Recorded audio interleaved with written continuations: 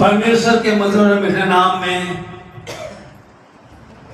इस 2024 साल के नवंबर महीना के पहले पवित्र सोमवार में आप सबों को मेरा जय मसीह की प्रेज़ द लॉर्ड। ये कलीसिया पूरे झारखंड नहीं, पूरे बिहार नहीं, क्या होगा, दुनिया के कोने कोने में गूंज रहा यीशु का नाम, कैसा प्यारा यीशु का नाम, दुनिया में हालेलुया। यही से शुरू होके जाएगा, है ना, यही से गाड़ी शुरू होके जा रही है और पूरा आप लोग एक आत्मिक आग लगाने वाले लोग हो। और आज का जो वचन मैं बोलने जा रहा हूं, यही आत्मिक आग के विषय में बोलने जा रहा हूं। अपने मसालों को कभी भी बुझने नहीं देना प्यारो। ये आत्मिक मसाल है, ये आत्मिक ज्वाला है, इसको कभी ठंड होने नहीं देना। दाऊद के जीवन में भी यही था। उसके भाइयों का खून ठंडा था, परंतु दाऊद कुछ करना चाहता था और परमेश्वर ने उसे उठाकर खड़ा किया प्यारो। ऐसे ही एक एक परिवार से एक एक जन कल हर क्षेत्रों में जाएंगे और परमेश्वर का वचन भी आप लोग सुनाएंगे। धन्यवाद। अभी हमारे पास आप कह रहे थे, कहाँ के वो ओझा साहब, वो देखिए, है ना, वही है ना, राइट? हाँ, पहले वो क्या थे, ओझा थे, तंत्र मंत्र करते थे, आज बोलते मैं तो सब कुछ छोड़ के परमेश्वर के पीछे आ गया। यही है आत्मा की अगुवाई। प्यार मुर्गी जो है, देखे ना मुर्गी सब, है? मुर्गी जब चोंच मारती है 10 बार तो क्या 10 दाना आता है? आता है, बोले ना, प्रयास करती है 10 बार, पर से एक दाना जरूर आता है उसके पास में। तो हिम्मत है मर्दे खुदा मुर्दे का खा जिया करते हैं। आप लोगों को यही प्रयास में रहना है, प्रयास में रहेंगे, बहुत सी आत्माएं आपके नजदीक में आएंगे। आइए हम लोग आइए वचन को देखेंगे।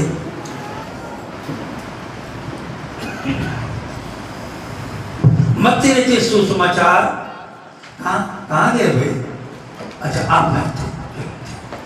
मत्ती रचित सुसमाचार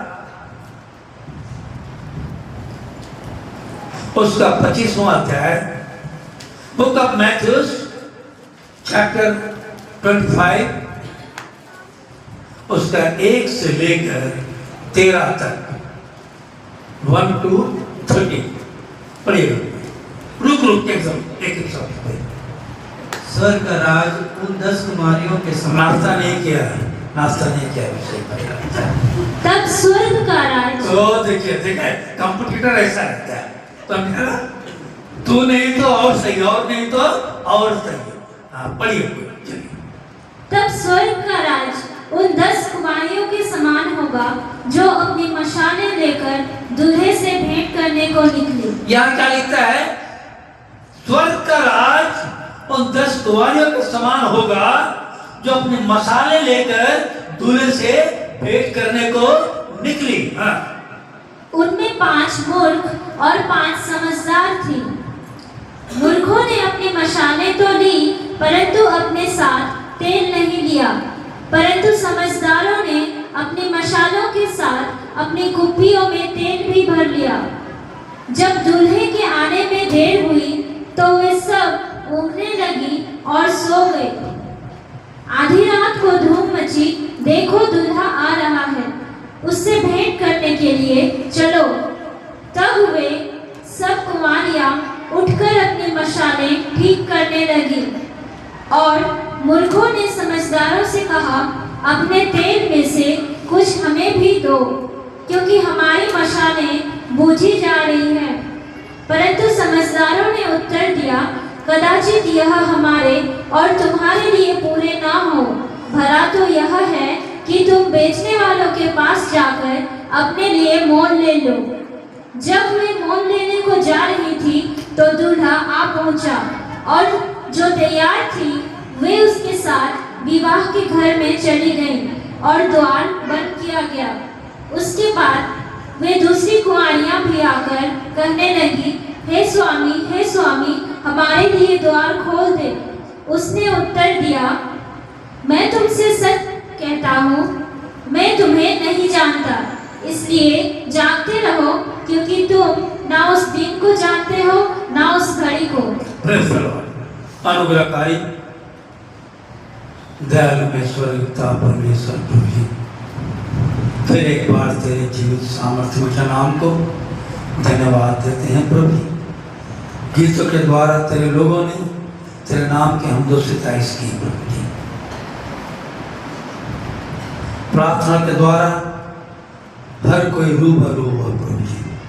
जैसा तो आदिकाल से लेकर अब तक अपने वचन के द्वारा अपने लोगों से बोलता है, बातचीत करता है और देखता परमेश्वर, आज फिर एक बार तो हम में से हर एक से बोल, बातचीत कर प्रभु जी।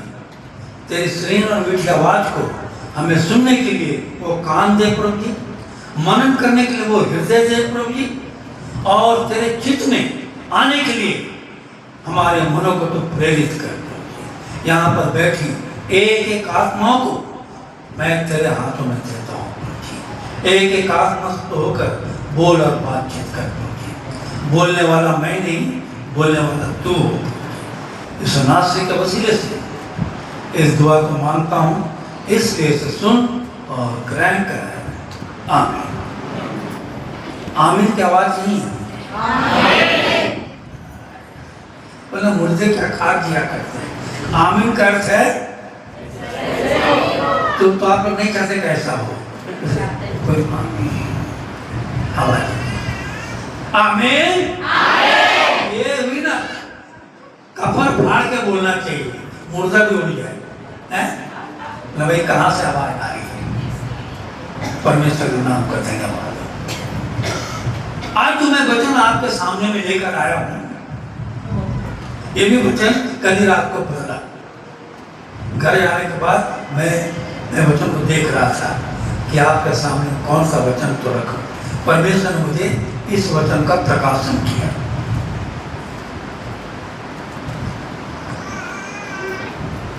कलीसिया क्या है? कलीसिया क्या है? किसकी दुल्हन? वेरी गुड, यीशु मसीह की दुल्हन। और यीशु मसीह क्या है? हमारा दूल्हा, कलीसिया के दूल्हा है। तो इस कलीसिया रूपी दुल्हन रूपी कलीसिया में आज हर क्षेत्रों में हम पाएंगे 50-50 बातें। जैसा ब्रिटानिया बिस्कुट होता ना 50-50, ऐसा 50-50। आधा मसीह को मानने वाले, आधा मसीह को मानकर छोड़ने वाले। यहां लिखता है वचन में, देखो साफ, तीसरा, मूर्खों ने अपनी मसाले तो ली। मूर्खों ने सबका देखा था कि अपने मसाले तो ली, परंतु अपने साथ तेल नहीं लिया।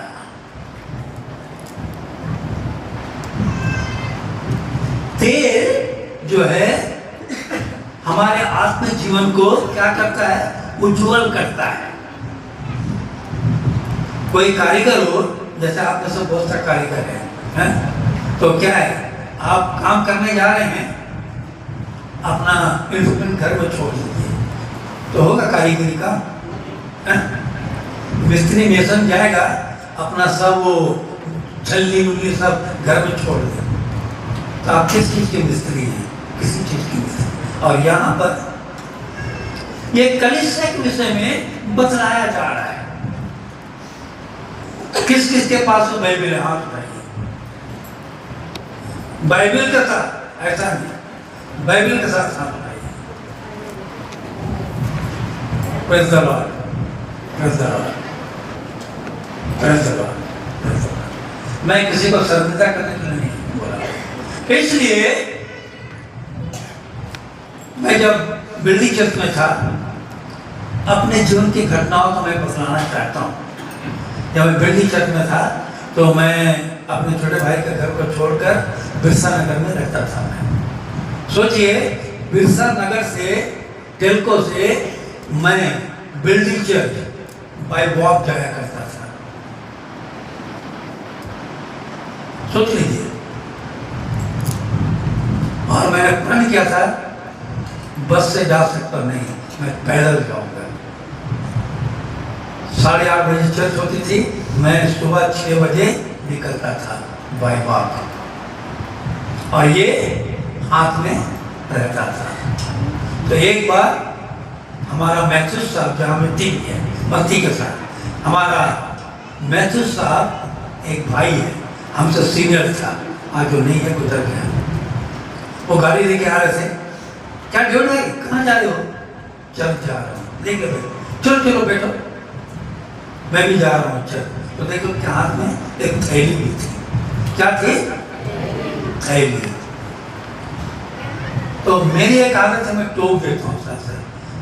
आप चल जाए हो बाइबल का, अरे बैग ले लिया हूँ, ऐसा जाऊंगा, चल फिर मार्केट करते हुए घर आऊंगा। मैंने बाइबल की अहमियत नहीं है, घर के राशन की सब्जी की ज्यादा अहमियत है। हमें परमेश्वर सब देता है। उस भाई को परमेश्वर ने, टेल्को में काम करता था, सिंगापुर लेकर दिया। आपने परमेश्वर को क्या दिया, मैं उससे पूछा। आज हम मसीह लोग मसीह के प्रति एहसान फरामोश हो गए हैं, नामधारी मसीह हो गए, नामधारी मसीह। मैं उस दिन भैया को बोल रहा था, हम कहाँ रहते हैं? कहाँ रहते हैं? बोलिए ना, साफ सुन गया सबको। आप कहाँ रहते हो? घर नहीं, ये क्या देश है? क्या देश है? भारत देश। भारत देश में संसार बहुत बड़ा है, भारत देश में रहते हैं। जो भारत देश में रहते हैं उसको क्या कहते हैं? भारतीय। इंडिया में रहने वालों को क्या कहते हैं? इंडिया। ऐसा बोलो नहीं यार, तब तो मजा आता है। इंडिया। अमेरिका में रहने वालों को बस, जर्मन में रहने वालों को, आपको पूरा भाई रखा है। यीशु मसीह को मानने वालों को मसीही। हाँ, अब आए लोग। मसीह को मानने वाले कौन है? मसीही। इस बात को जानिएगा तो परमेश्वर आपको कहीं ना कहीं से उठाता है। जब उठाता है तो हम उसमें बड़ी फोर्स में रहते हैं, काम करेंगे, ऐसा करेंगे। जब परमेश्वर सब कुछ दे देता है ना, तब हे मेरे मन, खा पी और ऐश कर। कौन परमेश्वर? उसे हम भूल जाते हैं।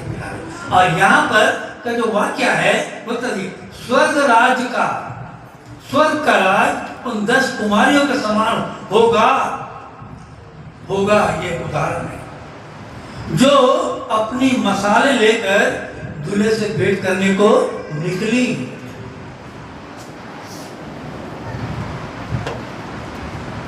उनमें 5 मूर्ख और 5 समझदार थे। ना इनकी दोस्ती अच्छी, ना इनकी दुश्मनी अच्छी है। समझदार लोग तो क्या करते हैं ना, दूर से देखते हैं, भैया ठीक है, नमस्ते, जय मसीह की, दूर रहो। मैंने कहा ना, समझदार दुश्मन से लोग क्या करते हैं? दूरियां बना के रखते हैं। जहां तक ये हमारा दुश्मन है, कभी भी मेरे ऊपर क्या करेगा? वार करेगा। परंतु कहते हैं लोग, मूर्ख दोस्त से चालाक दुश्मन अच्छा है। तो यहाँ पर मूर्खों का वर्णन है। आइए मूर्ख का कुछ हम विशेषताएं देखते हैं पहले, ठीक है? धीरे धीरे चलेंगे, ठीक? नीति वचन 18 का 2 निकालिए। नीति वचन 18 को एकदम धीरे धीरे चलेंगे हम लोग, ठीक है, मालगाड़ी में जैसे जा रहे हैं, ठीक, चलिए 18 का 2, जिसको मिला हो पढ़िए। मूर्ख का मन समझ की बातों में नहीं लगता। मूर्ख का मन समझ की बातों में नहीं लगता। हाँ। वह केवल अपने मन की बात प्रकट करना चाहता है। भैंस के आगे बीन बजावे, भैंस कहीं पकड़ाए, वो सिर्फ अपनी बातें करेगा, आपकी बात नहीं सुनेगा। और मूर्ख कब अच्छा लगता है? मूर्ख कब अच्छा लगता है? आप एक एक चीज को लेके चलेंगे। मूर्ख कब अच्छा लगता है? बतलाइए ना बात, कोई बतलाइए। मूर्ख कब तक अच्छा लगता है? मूर्ख कब तक अच्छा लगता है? जब तक उसका मूर्खता प्रकट नहीं रहता। कैसे प्रकट होगा? जब मुंह खोलेगा तब तो। जब तक मुंह बंद है बड़ा समझदार लगता है। बात का समझो। देखिए आप लोग 14 आना तक आते हैं, 2 आना छोड़ देते हैं आप लोग। जब तक मूर्ख चुप है बड़ा समझदार। उसका उदाहरण दे रहा हूं, कालिदास है? जिस डाल पे बैठा है मूर्ख, काट रहा वही डाली है। उस देश की एक रानी थी जो मैंने शादी नहीं की थी। मंत्री लोग बोले अरे ये हम पे राज करनी है, इसके लिए ऐसा आदमी खोजो जो जीवन भर पछताए। ठीक, अब मंत्री पूरा सेना अब स्टोरी बता रहे हैं, लेके निकले। बोला कोई ऐसा मूर्ख को देखो जो रानी के लायक हो, जवाब देने वाला, बड़ी समझदार बनती है। तो जब लोग निकले तो मंत्री लोग पूरा राज कर्मचारी निकले। कहाँ निकले? मूर्ख को खोजने के लिए। बोलिए आप लोग। हाँ मैं आप हाँ, जब निकले पूरा ढूंढते रहे। ये सच्ची घटना आपको ढूंढते रहे, कोई मूर्ख नहीं मिला। मूर्ख मिला बहुत, पर जैसा उनके मन के मुताबिक नहीं मिला। तो खोजते खोजते जब कोई मूर्ख नहीं मिला, बड़ी निराशा होकर उन लोग वापस जा रहे थे। ठीक है कल देखा जाएगा। तो जैसे जा रहे थे, जकई तक गुलर के पेड़ पे चढ़ा था ना, कल ना मेरा वचन जकई का था, परंतु मिस हो गया। तो देखा एक दिन, अरे एक आदमी डाल पे चढ़ा हुआ, इधर ऐसा डाल है, इधर चढ़ा हुआ और इधर से क्या कर रहा है? काट रहा है। मतलब काटेगा तो डाल गिरेगा, डाल सही वो भी गिरेगा। इसलिए कहते हैं जिस डाल पे बैठा है मूर्ख, काट रहा वही डाले। मतलब इससे बड़ा समझदार तो कोई नहीं है। पता नहीं होता है, उसको बड़ी प्रेम से उतारा, नहीं उतरूंगा, बड़ी बहुत हुज्जत किया और नहीं उतरूंगा। अरे अगर नहीं उतरा तो मर जाएगा, और तो गिरेगा तो खत्म हो जाएगा। उसको कैसे बड़े प्रेम से उतारते हैं, उतार के लाते हैं। उतार के लाने के बाद में उससे कहते हैं तुझे हम लोग राजकुमारी से क्या करेंगे? शादी करा। राजकुमारी से? हाँ, पर एक शर्त है। क्या शर्त है? हम लोग तर्क वितर्क करेंगे, ठीक है? तुमसे इशारे में बात करना। कैसा? मुंह नहीं खोलना, मुंह नहीं खोलना। मुंह खोलेगा तो मूर्खता मालूम हो जाए। मुंह नहीं खोलना, बात बाकी हम लोग समझ लेंगे। बस ऐसी बात है। ठीक, चलो। राजमहल में लेकर आया। कभी ये कहानी पढ़े हैं?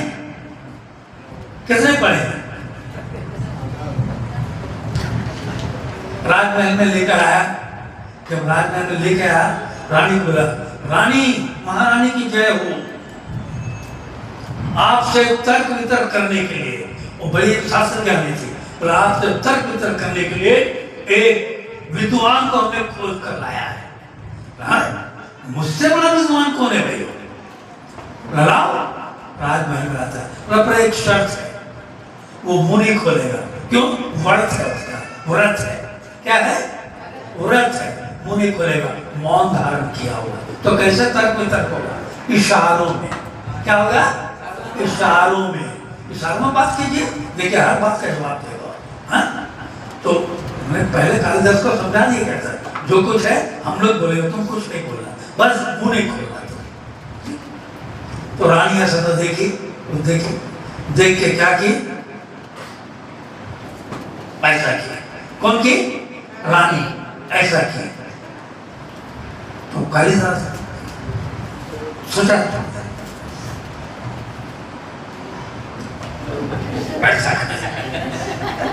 क्या? रानी ने कही ईश्वर एक है, ठीक है। वो मूर्ख क्या समझा, मेरा एक हाथ छोड़ना चाहती है, बस मैं तुम्हें दो ऐसा मूर्ख। और तर्क वितर्क हुआ नहीं, उसने ठीक कहा। रानी बोली मैंने कहा एक ईश्वर, वो उसने भी कहा आत्मा और परमात्मा, दो हो गया। रानी को मजबूरन शादी करना पड़ा। जब शादी कर ली, जब उनसे मिलन हुआ, तब मालूम हुआ कौन है वो? मूर्ख कालिदास। और वही कालिदास फिर पढ़कर बहुत बड़ा विद्वान हुआ। क्या मेरा कहने का मतलब यह है, मूर्ख की विशेषताएं होती हैं। मूर्ख जब तक मुंह नहीं खोलता है एकदम ठीक है, समझदार, इंटेलिजेंट नहीं लगेगा। मुंह जहां खोला उसके सारे भूल के पुल अब तो खुल जाते हैं। और यहाँ लिखता है, देखिए 18 का 2 नीचे बढ़कर, मूर्ख का मन समझ की बातों में नहीं लगता, वह केवल अपने मन की बात प्रकट करना चाहते। देखिए अपने मन 2, मैं जो बोल रहा हूँ ठीक, मेरे बात के माने दो, जो अच्छा लगे उसे अपना लो, जो बुरा लगे उसे जाने दो। ये मूर्ख की विशेषताएं हैं। मूर्ख अपने आप में मग्न रहता है। मूर्ख सोचता है मैं जो बोल रहा हूं, मैं जो कर रहा हूं, सब क्या है ठीक। आइए 18 का 7 में पढ़िए, चलिए। मूर्ख का विनाश उसकी बातों से होता है। देखिए मूर्ख का विनाश किससे होता है? उसके बातों से होता है। हाँ। और उसके वचन उसके प्राण के लिए फंदे होते हैं। मुंह से निकली बातें सब बेकार और उस विनाश का कारण होता है। आइए थोड़ा और हम चलते हैं ना, चलिए थोड़ा 19 का 2 भी पढ़िए, 19 का 2। हाँ, मनुष्य का ज्ञान रहित रहना अच्छा नहीं। परमेश्वर हमें बुद्धि देता है। इस संसार की उत्पत्ति जो हुई, बुद्धि कहती है जब संसार की उत्पत्ति हुई तो सबसे पहले मैं थी, बुद्धि। और बुद्धि की विशेषता ये है, बोलता है मनुष्य का ज्ञान रहित रहना अच्छा नहीं। हाँ, और जो उतावले से दौड़ता है वह चूक जाता है। बड़ी हड़बड़ी में बोलते हैं ना, हड़बड़ी का काम गड़बड़ी का काम, और गड़बड़ी का काम शैतान का काम। कोई भी काम कीजिए, ठहरो, देखो और आगे बढ़ो, तब हमारे जीवन में बुद्धि का जो है ना प्रकाशन होता है। 5 का 21 में पढ़ेंगे, नीति वचन 5 का 21। चलिए थोड़ा थोड़ा मैं देखना चाहता हूँ। क्योंकि मनुष्य के मार्ग यहोवा की दृष्टि से छिपे नहीं हैं। हाँ, और वह उसके सब मार्गों पर ध्यान करता है। क्या है? क्योंकि मनुष्य के मार्ग यहोवा की दृष्टि से छुपे हुए नहीं हैं, और वह उसके सब मार्गों पर क्या करता है? ध्यान करता है। ये सबसे बड़ी बात है कि परमेश्वर हमारे एक एक कदम को देखता है, समझता है। और मुख का है, विनाश से पहले क्या है? विनाश से पहले क्या आता है? गर्व चल जाता है, मैं, मेरे जैसा कोई नहीं। ये रानी में क्या आ गया था? घमंड आ गया था, मेरे जैसा ज्ञानवान कोई नहीं। और बाइबल में कौन था ज्ञानवान?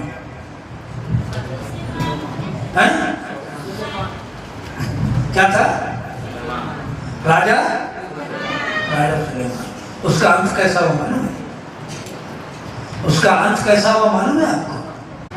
शब्द से 1 का 18 जल्दी निकालिए। क्योंकि बहुत बुद्धि के साथ, देखिए क्योंकि बहुत बुद्धि के साथ बहुत खेद भी होता है। बहुत खेद, बहुत दुख भी होता है। और जो अपना ज्ञान बढ़ाना चाहता है वह अपना दुख भी बढ़ाता वो है। अपना दुख भी बढ़ाता है। ये राजा सुलेमान नीति वचन शब्दोशक लिखने वाला है। मैंने अपने हाथों का काम सब व्यर्थ किया। सब परमेश्वर से उसने एक वरदान मांगा था राजा सुलेमान। इस बात को आपको जानना जरूरी है। क्या वरदान मांगा था? हे प्रभु, तेरी इतनी बड़ी कौम बनी इस्राएल की प्रजा है, इसे चलाने के लिए मुझे क्या दे? बुद्धि दे। और परमेश्वर ने क्या दिया? बुद्धि। बोला तूने सिर्फ बुद्धि मांगा है, बुद्धि के साथ साथ उसका ऐश्वर्य को बना दिया। बहुत बुद्धि के साथ बहुत खेद भी होता है। जब बुद्धि आता है ना, हमारा उल्टा गिनती शुरू हो जाता है। और राजा सुलेमान परमेश्वर के भवन को बनाने में 7 वर्ष तो लगाया, परंतु तो रानियों का महल बनाने के लिए 20 साल लगा दिया। और उसकी इतनी रानियां थी, 300 रानियां और 700 क्या थे? रखेल।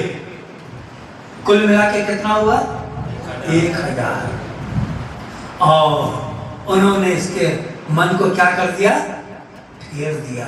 और ये राजा सुलेमान जो परमेश्वर की खोज में रहता था, जो परमेश्वर राजा सुलेमान को 3 बार दर्शन दिया, वो राजा सुलेमान परमेश्वर के मार्ग से फिर गया और उसका अंत बहुत विनाश, बुरी गति से। इसलिए प्यारो मैं कहता हूं, परमेश्वर से वर मांगिए, परमेश्वर आपको वर देगा, परंतु उसे बड़ी हिफाजत के साथ रखकर परमेश्वर की महिमा के लिए उस कार्य को करें।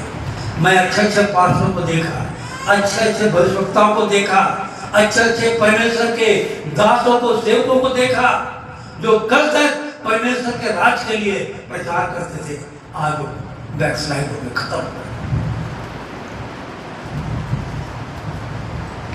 क्यों? कारण क्या है? गर्व। मैं सब जानता हूं। परमेश्वर जो सब जानता है वो कभी गर्व नहीं किया, परमेश्वर कभी घमंड नहीं किया। हम कौन है प्यारो? हम घमंड करने वाले। इतनी सी मिलती है, हम घमंड में मतलब कुत्ते की तरह फूल लाते हैं प्यारो। ये घमंड हमारे जीवन में मूर्खता को लाता है प्यारो। इसलिए कभी भी अपने जीवन में जब आपको कोई बात समझ में नहीं आती है, रुकिए, परमेश्वर से प्रार्थना कीजिए, हे प्रभु मेरे जीवन में ये परिस्थिति आई है, इससे मैं कैसे उभरूं, मुझे बता। परमेश्वर आपको बताएगा प्यारो। दाऊद अपने जीवन काल में हर काम को परमेश्वर से पूछ के करते थे, सही बात है। और 2 काम बिना पूछ के किए, मालूम है?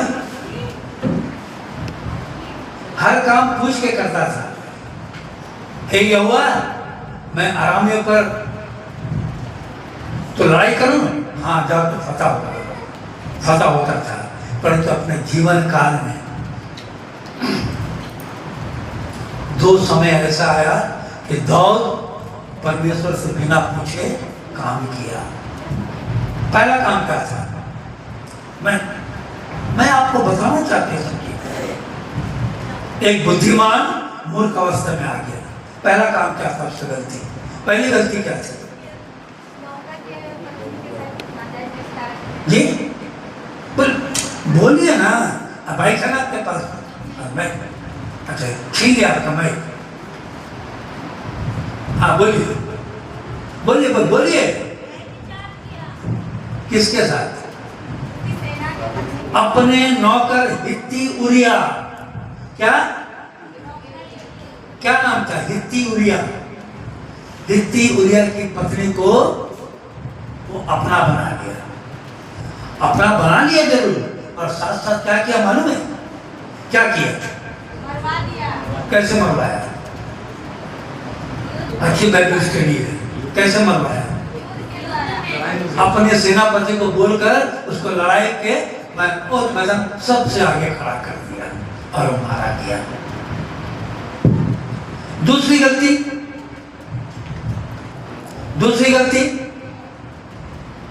इजराइल के प्रजाओं को गिनती करना। जी, इजराइलों को गिनती करवाना। Praise the Lord. और कोई नहीं। धन्यवाद। जो परमेश्वर अब्राहम को कहा था बाहर आ और आकाश के तारों को देख, तो उसको गिन सकता है? बोला नहीं गिन सकता। मैं तेरे वंश को ऐसा ही करूंगा, समुद्र के बालू के गिन को नहीं करूंगा। कोई गिन नहीं सकता। और उसको राजा दाऊद गिनने चला, परमेश्वर के वंश को गिनने चला। उसका सेनापति योआश का राजा ये गलत काम करते, फिर बोला नहीं, मैं राजोपन करना पड़ेगा। और जानते उसका हस्त्र क्या हुआ? उसका हस्त्र? पहली गलती के लिए नातान नबी आकर उसे कहा, इस बात को जानना जरूरी है। नातान नबी ने कहा, हे राजा, तूने छुप कर यह काम किया, परंतु परमेश्वर का वचन कहता है दिन दोपहर तेरे परिवार के सारे लोगों को भ्रष्ट कर दिया जाएगा, नाश कर दिया जाएगा, और तू भरी जवानी में तेरा लड़का तुझे खदेड़ेगा। क्या हुआ? राजा अब्सलोम जो राजकुमार था, राजा नहीं था, अपने बेटे के डर से जंगल भाग रहा था। परमेश्वर जब देता है तो बहुत देगा आपको, परंतु जब परमेश्वर लेता है सेत में सहित देता है तो सेत में सहित लेता भी है। इसलिए प्यारे, जितने आपको परमेश्वर आपको बुद्धि ज्ञान दिया उसके अनुसार काम कीजिए। आपको समझ में नहीं आता है, आपके पासवान हैं, आपके एल्डर्स हैं, उनसे पूछिए।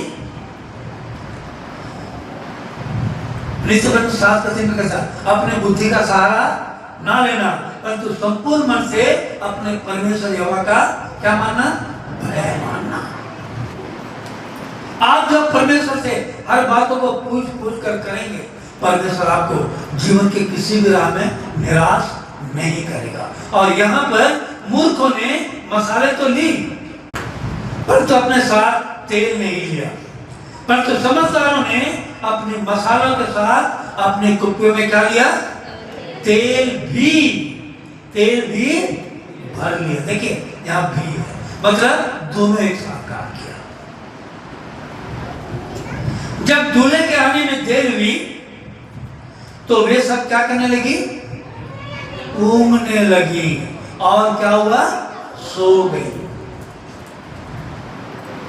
मैं इस पे बोले थे ना मसीहा साहिल का वो जो टी सीरीज की ये कैसेट थी, उसमें इस गीत को गाया था। मैं इस गीत को गाया था।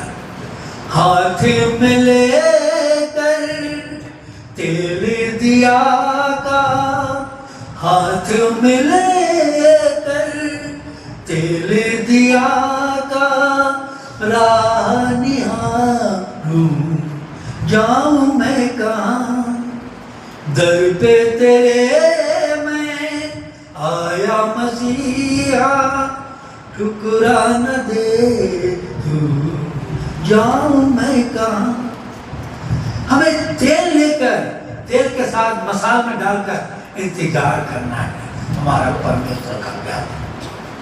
कारण क्या है? चलिए मरकुस 14:38 क्या लिखता है वहां पर? अरे भाई हाथ रहना चाहिए। 14:38 क्या है?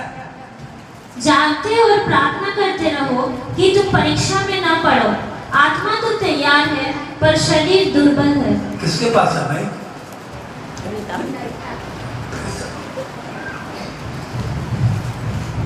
ये आत्मा तो तैयार है पर तो हमारा शरीर कैसा है? दुर्बल है। नहीं प्रभु, आज नहीं, कल देखा जाएगा। आ जाते हैं। आज का परिश्रम में कितने कलिश्रम में लोग आज नहीं, कल जाएंगे। कल किसने देखा क्या? आज तो आ जाइए, शायद आज हमारा परमेश्वर के साथ मिलन हो रहा है, कल क्या होगा कोई जानता नहीं। और इसलिए कहता है आत्मा तो तैयार है परंतु शरीर हमारा दुर्बल है। छठवां पर, आधी रात को धूप मची, देखो दूल्हा आ रहा है, उससे भेंट करने के लिए चलो।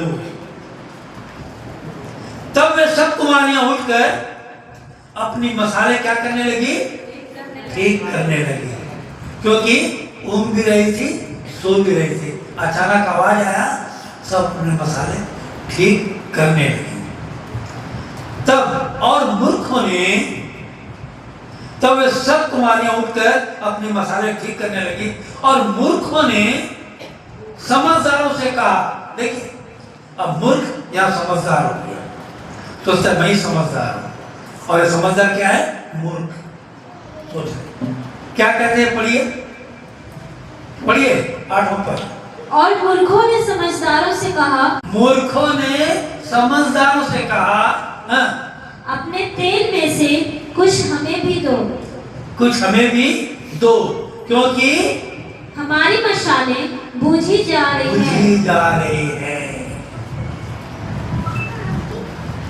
मूर्ख अपने आप को यहाँ समझदारी दिखला रहे हैं, परंतु समझदार जानते थे अगर इन्हें हम तेल दे दें तो कुछ नहीं होगा। हाँ पढ़िए, आगे पढ़िए। परंतु समझदारों ने उत्तर दिया, कदाचित यह हमारे और तुम्हारे लिए पूरा ना हो। हाँ, भला तो यह है कि तुम बेचने वालों के पास जाकर अपने लिए मोल ले लो। समझदार बड़ी समझदारी से काम किया। अगर दे देते हालत दे तो क्या होता, क्या होता, ना इसका होता ना उसका होता, सब बाहर रहते हैं। लूका 13 का 25 से 30 तक तो जल्दी निकालेगा। हाँ पढ़िए। जब घर का स्वामी उठकर द्वार बंद कर चुका हो,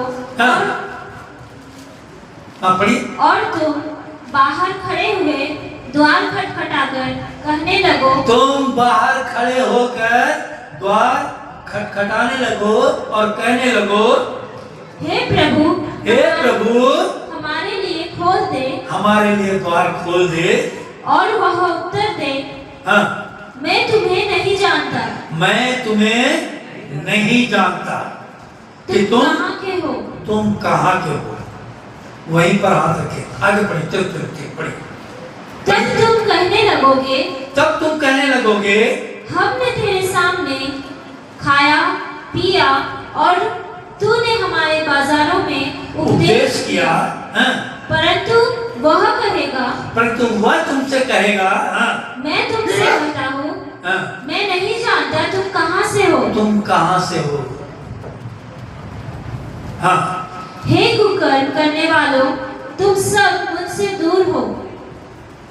हाँ, वहाँ रोना और दांत पीसना होगा, जब तुम अब्राहम और इसहाक और याकूब और सब भविष्यद्वक्ताओं को परमेश्वर के राज्य में बैठे और अपने आप देखोगे, बाहर निकाले हुए देखोगे, हाँ, और पूरब और पश्चिम, उत्तर और दक्षिण से लोग आकर परमेश्वर के राज्य के भोज में भागी होंगे। और देखो, कुछ पहले हैं जो पिछले हैं, हाँ, वे पहले होंगे, वो पहले होंगे, और कुछ जो पहले हैं वे पिछले होंगे। परमेश्वर ने आपको एक गोल्डन अपॉर्चुनिटी दिया, ऐसा पासवान दिया। यहाँ पर काम करना कितनी मुश्किल थी और है और रहेगा, परंतु उन्होंने अपने जान जोखिम को रखकर अपने रिश्तेदारों को दूर करते हुए, अपने खून के रिश्तेदार जो आज भी हैं बात नहीं करना चाहते, इतना बड़ा रिस्क लेकर। क्यों? वो चाहते थे कि आप परमेश्वर के राज्य में आओ, परमेश्वर के लिए एक विशेष स्थान के रूप में आप खड़े हो। इस बात को जानने की जरूरत है। तो आपका प्रयास कैसा रहेगा? आपका प्रयास भी ऐसे ही होना चाहिए जो कि हम परमेश्वर में आगे बढ़े। लूका थोड़ा 12 का 35 पढ़िएगा। लूका 12 का 35। तुम्हारे कमरे बंधी रहे हाँ, धीरे धीरे आप पढ़िए। तुम्हारी कमरे बंधी रहे और तुम्हारे दिए जलते रहे। फिर एक बार पढ़िए ठीक से। तुम्हारी कमरे बंधी कमरे, रहे। कमरे मतलब कमर, कमरा मत सोचिएगा, ठीक है? इसलिए कमरे, तुम्हारे कमरे कैसे रहे? बंधी रहे, बंधी रहे हमेशा अटेंशन। और तुम्हारे दिए जलते रहे। तुम्हारे दिए कैसे जलते रहे? हाँ। और तुम उन मनुष्यों के समान बनो, उन मनुष्य के समान बनो जो अपने स्वामी की बाट देख रहे हो कि वह विवाह से कब लौटेगा, कि जब वो आकर द्वार खटखटाए तो तुम तुरंत उसके लिए खोल दे। आपको सजग रहना है प्यारो। बतलाना चाहता हूं, लोगों की धारणा क्या है? नूह के जमाने में भी नूह जब जहाज बना रहा था, प्रचार कर रहा था और कहा मन फिराओ, क्योंकि बहुत बड़ा जल प्रलय होने वाला है। लोग कुछ बात को नहीं माने, क्योंकि उस समय भूमि जो है सींची जाती थी, उससे बारिश का कहीं नामो निशान नहीं था। और लगातार नूह 120 वर्ष तक जहाज बनाते समय तक प्रचार करता रहा, मन फिराओ, कोई मन नहीं फिराया। क्या हुआ? अचानक आसमान के झरोके और जमीन के दरारें क्या हो गए? खुल गए और इतनी बारिश हुई 40 दिन और 40 साल सब खत्म हो गया। परमेश्वर के पुत्र का आगमन कब होगा ये कोई कह नहीं सकते। आज हम भी बोले ना, मैं जो गीत जो लिखा कौम बेदार अब हो गई है, कौम बेदार अब हो गई है, जागने का सिरा पा गई है, हम न जागे अभी तक मसीह, नींद कैसी हमें आ गई। आज हम भी सोए हुए। लोग क्या सोचते हैं जानते? अरे परमेश्वर तो बोला है जब तक सारे संसार में परमेश्वर का वचन का प्रचार नहीं होगा, एक एक घुटना मेरे सामने नहीं टिकेगा, तब तक मेरा आना क्या बस क्या तब तक आना नहीं होगा। परंतु ये इस भूल में मत रहिएगा। आज टेलीविजन के द्वारा परमेश्वर का प्रचार चारों ओर फैल रहा है प्यारो, और कितने अन्य जाति लोग मन फिराकर परमेश्वर की ओर आ रहे हैं। इसलिए परमेश्वर ने कहा, स्वामी यीशु मसीह ने कहा, जब मनुष्य का पुत्र का आना होगा उसे कोई नहीं जानता। 2 स्त्रियां चक्के पीसती रहेंगी, उनमें से छोड़ दी जाएंगी, एक उठा ली जाएंगे। 2 जन खेत में रहेंगे, खेत में कब जाते हैं? भोर को एक उठा लिया जाएगा, एक छोड़ दिया जाएगा। परमेश्वर का आपको इंतजार करना है प्यारे। मसाले लेकर, आग लेकर आपको इंतजार में रहना है, क्योंकि मेरा स्वामी कब आएगा ये कोई नहीं जानता।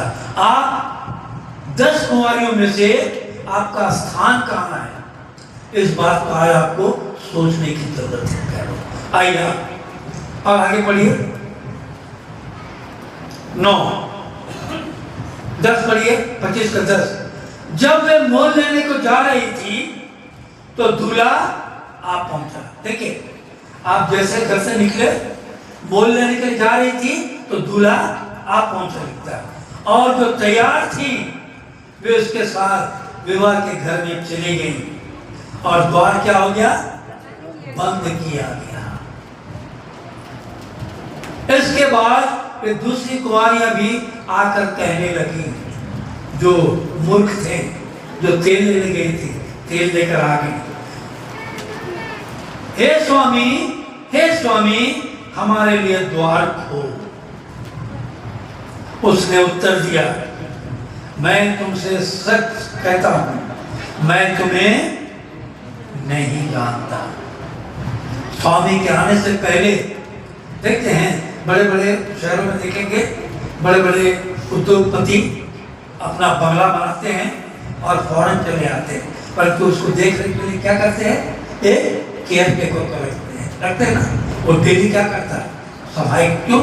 कब उसका मालिक आ जाएगा उसे नहीं मालूम।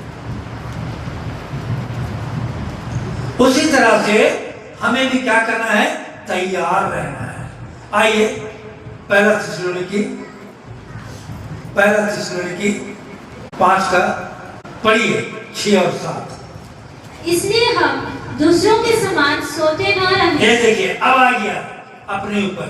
इसलिए हम दूसरों की तरह सोते ना रहें, पर जागते और सावधान रहें। इंसान की अवस्था में आपको रहना।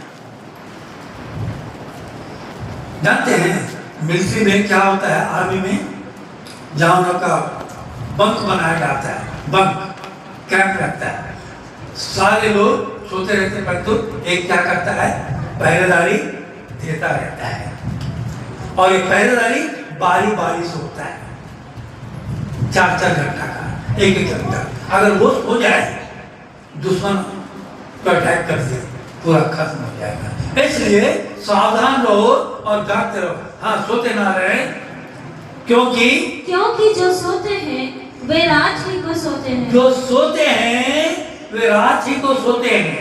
हाँ, और जो मतवाले होते हैं वे रात ही को मतवाले दिखते हैं ना। तो शराबी लोग दिन भर थका रहे, आप रात को पूरा प्यास पूछो आवाज में। हाँ, पर हम जो दिन के हैं, देखिए आप दिन में जीने वाले लोग हो, दिन के हैं। हाँ, विश्वास और प्रेम की झिलम पहनकर और उद्धार की आशा का टॉप पहनकर सावधान रहें। चारों ओर से अपने को परमेश्वर के हथियारों से लैस करके सावधान रहें, क्योंकि परमेश्वर ने एक मिनट वहीं पर हाथ रखिए। सांप को सबने देखा ना, सांप आवाज आई, थैंक यू। सांप का पलक नहीं रहता, मालूम है ना, उसका पलक नहीं रहता है। क्या कभी मार्क किया? सांप का पलक नहीं रहता, वो रात और दिन कैसा रहता है, जागृत अवस्था में रहता है। शैतान किसको पकड़े, किसको फाड़े, किसको क्या करे। और ये शैतान क्या करता है, हमें सो जा बेटा, सोनी बेटे, बहुत सोने। इसलिए यीशु मसीह ने कहा, कबूतर के नाई कैसे रहो, और सांप की तरह। सांप का नाम है वहां पर। आंखें खोलकर हमेशा एकदम अटेंशन की अवस्था में रहो, क्योंकि आपका शत्रु कब आपके ऊपर अटैक किया करेगा आपको नहीं मालूम। आपका घर का स्वामी कब वापस आएगा आपको नहीं मालूम। आगे पढ़िए, क्योंकि परमेश्वर ने हमें क्रोध के लिए नहीं, हमें क्रोध के लिए नहीं, परंतु इसलिए ठहराया है कि हम अपने प्रभु यीशु मसीह के द्वारा उद्धार प्राप्त करें। उद्धार का टोप परमेश्वर आपको देना चाहता है। ये उद्धार का टोप को प्राप्त करने के लिए हमें क्या करना है, जागृत अवस्था में रहना है। दौड़ में तो क्या है, सब दौड़ते हैं, बात पूरा समझे। दौड़ में सब दौड़ते हैं, परंतु इनाम किसको मिलता है, एक को मिलता है।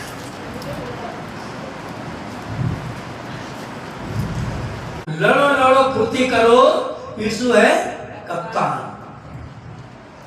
आत्मिक दौड़ में एकदम रेडी रहिए। आत्मिक दौड़ में अगर रेडी नहीं रहेंगे, सैन्य अब्राहम का नाम सुने हैं? इस्राएल के दौड़ में, इस्राएल के दौड़ में 5 साल कोई बात नहीं 5 साल से वो तैयारी कर रही थी दौड़ने के लिए। पीटी उषा के बाद वो 5 साल लगातार दौड़ में दौड़ने के लिए प्रयत्न कर रही थी और पूर्ण रीति से अपने आप को फिट की।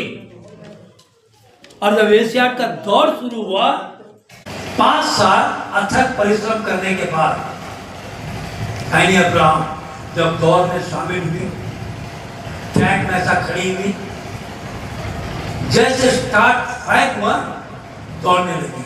और जानते हैं उसके पीछे साउथ अफ्रीका की एक लेडी भी उसके साथ साथ दौड़ रही थी। दौड़ते दौड़ते दौड़ते दौड़ते जब आखिरी पॉइंट पे आना था, वो दौड़ते हुए सबसे आगे निकल गए, सबसे आगे निकल गए सैनिक नाम। और ऐसा बड़ी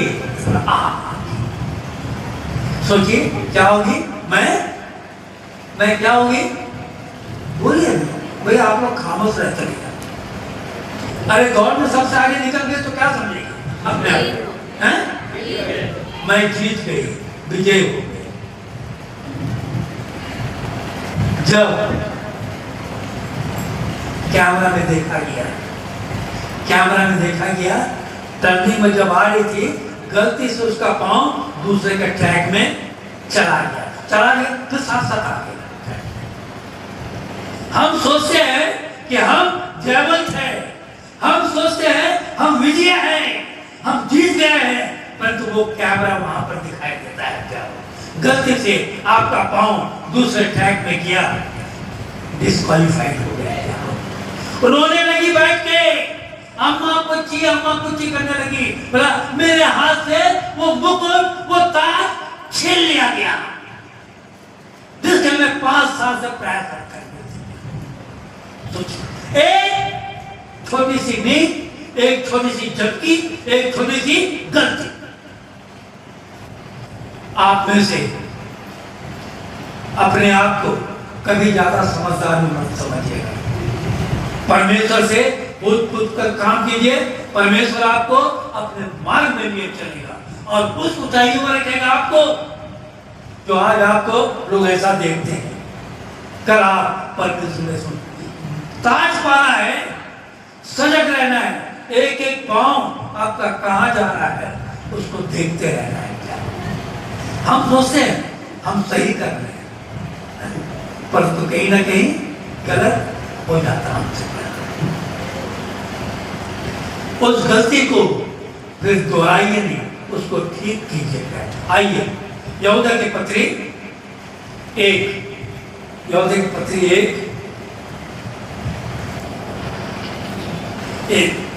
एक ही अध्याय है। चलिए यहूदा की पत्री सब निकालिए, प्रकाशित वाक्य से पहले आखिरी लास्ट सब निकाल लिए। कोई मूवमेंट नहीं है यार, हाँ या ना बोलो।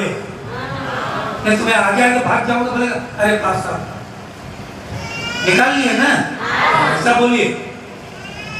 चलिए 1 का 20 से पढ़िए, धीरे धीरे पढ़िए। पर हे प्रियो तुम अपने अति पवित्र विश्वास में उन्नति करते हुए, उन्नति का दिन पर दिन एक एक स्टेप क्या है ऊपर उठते हुए। देखिए अपने विश्वास में उन्नति करते हुए और पवित्र आत्मा में प्रार्थना करते हुए। आप जैसे जैसे सीढ़ियों पे चढ़ रहे हैं वैसे वैसे आप क्या कीजिए, प्रार्थना भी करते रहिए। दौड़ यही कर नहीं पाया यार,